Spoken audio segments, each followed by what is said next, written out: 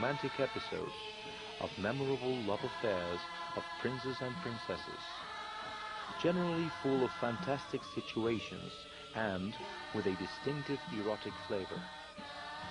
The distinguished characters speak and sing in Kawi, which is translated into common Balinese by the comedians for the benefit of the unscholarly crowd. The comedy is incredibly funny and rough slapstick, sprinkled with all sorts of bawdy jokes.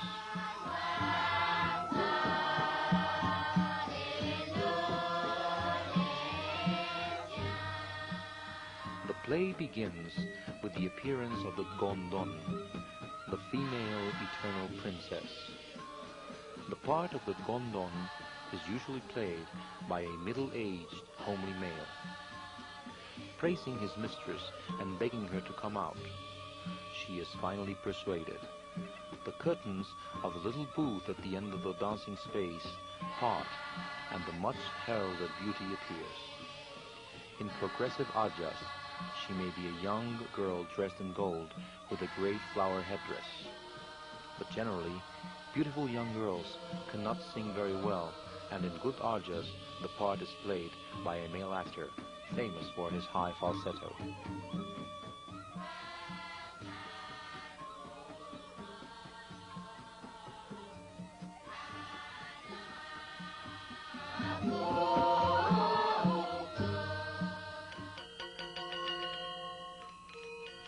Under the hanging rotors of a great baringing, or banyan tree in the central square of the village, sat a dozen girls and a dozen boys in groups of 6, forming a square, the girls facing the girls, the boys opposite each other. A dance master, the dags, sat in the center. The boys shouted and shook, while the girls sang with baby voices, flinging their hands and flashing their eyes. After a while, a girl appeared dressed as a prince, singing and posturing, quarreling with a wild-looking bird. An actor with a frightfully mask, wings, and a bright-colored tail. The show ended with the death of the bird, shot by an arrow of the princess.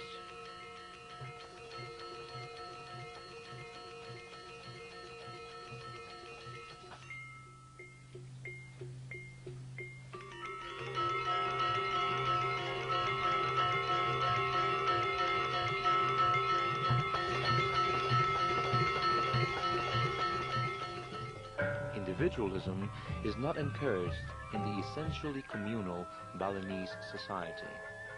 But, from time to time, the genius of an artist breaks through the conventional mold and emerges as a powerful personal influence.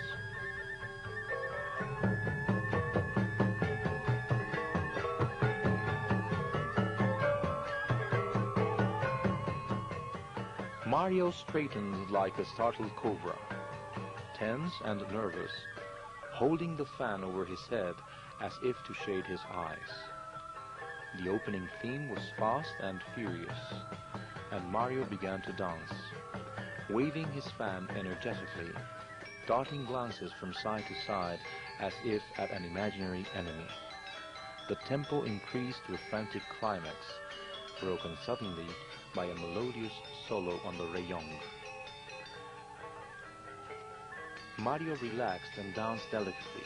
His expression softened, and his movements became languid.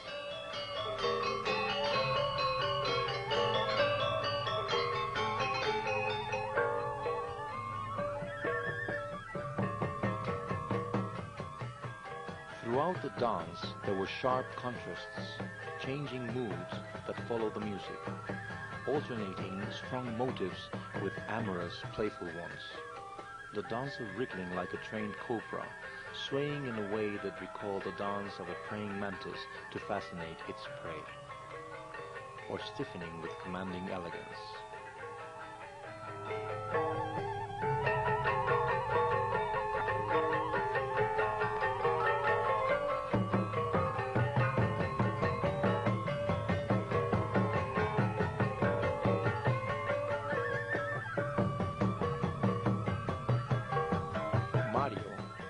A young man of humble birth, startled South Bali with a new dance, which combined the rugged manliness of the heroic dances, balis, with the delicacy of the legong.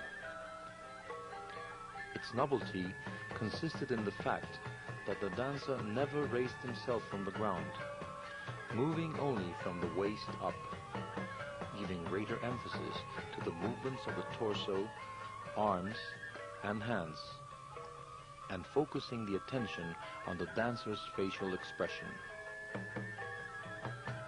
In using his body like a sensitive musical instrument, the young dancer interpreted even the most delicate moods of the island's finest orchestra. His fame spread to the foreign visitors on the island.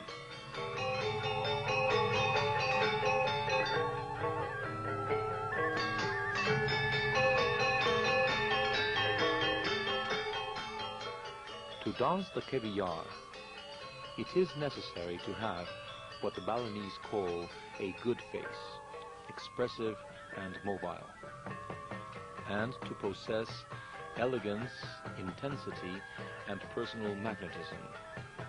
Besides highly finished technical training, Mario had great musical knowledge, and one of his specialties was to play the trompong while he danced, twirling the sticks in his fingers and moving with great agility along the scale of inverted bronze bowls.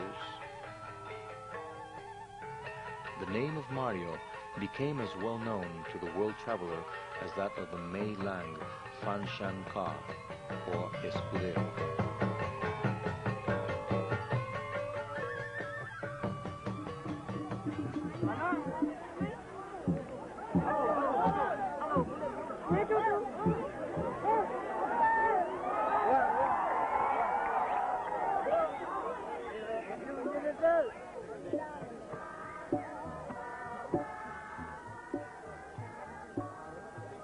Travelers watching dance become bored after a short time and cannot understand why the great crowds sit listening with profound attention to the plays that do not end till dawn. But to the Balinese, the dance is more than stage movements. It is the medium of the classical poetry, the rival humor, and most important of all, it is the greatest factor in the spiritual education of the masses.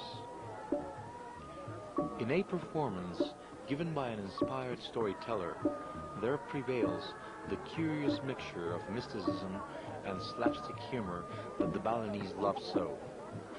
Every object and every move of the dance has a symbolical significance aside from the purely entertainment aspect of the show.